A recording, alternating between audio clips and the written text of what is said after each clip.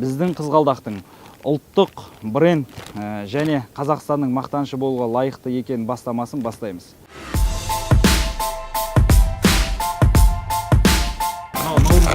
Парни является как бы нашим национальным достоянием.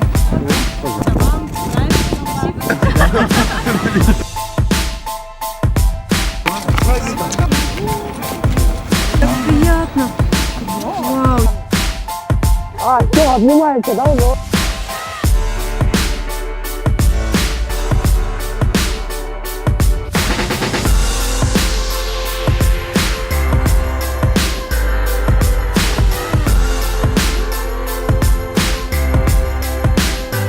Добрым делом занимаетесь.